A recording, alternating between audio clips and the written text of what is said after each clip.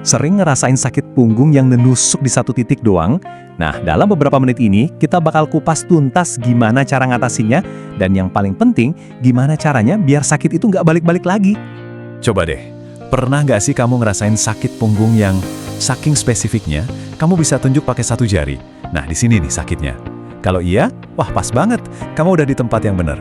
Yuk, kita beresin masalah ini sama-sama. Oke, siap-siap ya, ini mungkin bakal bikin kaget. Rasa sakit yang kamu rasain itu, kemungkinan besar sumbernya itu bukan dari punggung kamu loh. Sama sekali bukan. Penasaran kan? Oke, kita gali lebih dalam.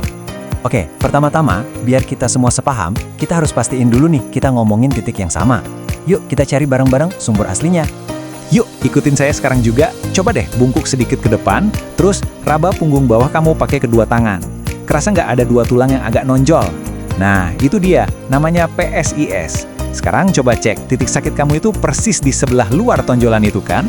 Kalau iya, gacha, kita udah nemuin targetnya. Oke, lokasinya udah ketemu. Sekarang waktunya kita bongkar siapa sih biang kerok sebenarnya. Siap-siap ya, karena jawabannya mungkin bukan yang kamu duga. Kenalan yuk sama gluteus medius.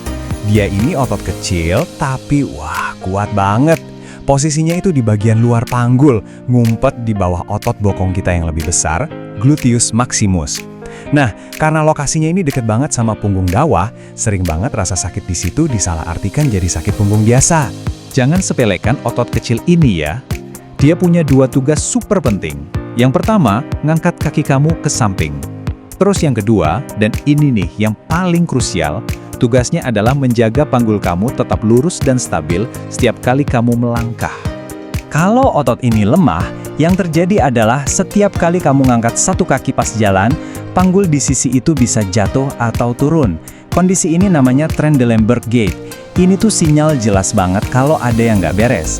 Jadi intinya, otot ini tuh fundamental banget buat gerakan kita sehari-hari.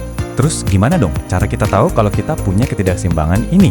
Tenang, ada tes yang gampang banget dan bisa kamu lakuin sekarang juga buat ngecek sendiri. Yuk kita tes bareng-bareng, coba berdiri tegak. Oke, sekarang angkat kaki kiri kamu. Rasain gimana? Sekarang ganti. Angkat kaki kanan. Coba perhatiin. Pas ngangkat salah satu kaki, kamu harus geser badan atau bahu jauh banget nggak ke samping buat jaga keseimbangan? Nah kalau iya, itu dia tandanya.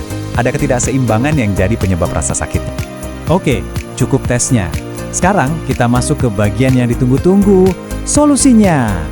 Saya punya cara dua bagian yang bisa ngasih kelegaan instan. Langsung aja kita mulai.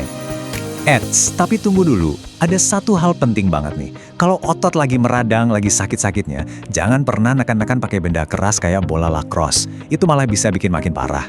Percaya deh, tekanan dari jempol kamu sendiri itu jauh lebih aman dan efektif karena kamu bisa ngontrol penuh tekanannya. Oke, siap? Bagian pertama. Coba berbaring miring di sisi yang nggak sakit ya. Cari lagi titik sakitnya tadi, terus tekan yang kuat pakai jempol kamu. Nah, sambil ditahan tekanannya, kita gerakin kakinya. Pertama, tekuk lutut ke depan sampai nyentuh lantai. Bagus. Kedua, lurusin kakinya ke belakang. Dan ketiga, angkat lurus ke atas. Pastiin ujung jari kakinya agak ngarah ke bawah ya. Gerakan ini tuh ibaratnya lagi flossing atau ngebersihin otot yang kaku. Ulangi gerakan tadi pelan-pelan aja, yang penting terkontrol, sebanyak 10 kali. Kamu bakal ngerasain ototnya gerak-gerak di bawah jempol kamu. Nah, itu dia yang namanya muscle flossing. Selesai 10 kali? Oke, istirahat bentar, sekitar 10 detik. Sekarang kita lanjut bagian 2. Tekan lagi titik yang sama pakai jempol. Posisikan kaki kamu kayak gerakan terakhir tadi, lurus ke belakang dan diangkat. Sekarang, kencengin ototnya sekuat-kuatnya. Dan tahan. Tahan terus. Tahan sampai kamu ngerasa ototnya capek banget. Mungkin sampai gemeteran dikit. Nah, tujuan kita di sini adalah buat ngebakar abis ketegangan di titik itu. Gimana? Udah mulai kerasa enakan kan? Tapi, tugas kita belum selesai. Sekarang, kita ngomongin soal jangka panjangnya. Gimana cara kita kuatin otot ini, biar sakitnya nggak datang-datang lagi. Latihan pertama ini simple tapi efektif banget. Coba deh berdiri di samping tembok. Satu tangan nempel ke tembok buat keseimbangan. Angkat kaki yang paling dekat sama tembok. Nah, sekarang fokus ke kaki yang napak di lantai. Pakai otot pinggul bagian luar buat dorong badan kamu ke arah tembok, sampai kaki yang diangkat tadi nyentuh tembok. Wah, kerasa kan kontraksinya di sisi pinggul? Lakuin ini rutin ya. Oke, latihan berikutnya ini, jujur, agak aneh, tapi efektif banget. Namanya juga unik, The Sack Swinger. Tenang, ini beneran bermanfaat banget kok. Idenya sebenarnya simple. Kamu tinggal gantungin beban ringan, misalnya kettlebell, di pinggang kamu pakai sabuk.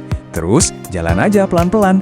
Nah, beban yang ngayun-ngayun itu bakal maksa si gluteus medius buat kerja ekstra keras demi jaga panggul kamu tetap stabil. Ini cara yang keren banget buat ngelatih otot stabilisator itu.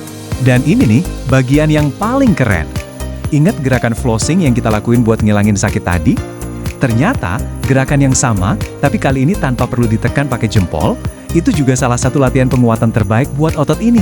Jadi, solusi instan kamu ternyata sekaligus jadi kunci pencegahan jangka panjang kamu. Keren kan? Pada akhirnya, rasa sakit yang menusuk di satu titik itu adalah sinyal dari tubuh kamu. Sinyal kalau ada sesuatu yang nggak seimbang. Nah, pertanyaannya sekarang, setelah kamu tahu sumber masalahnya, apa kamu bakal dengerin sinyal dari tubuhmu dan mulai ambil tindakan?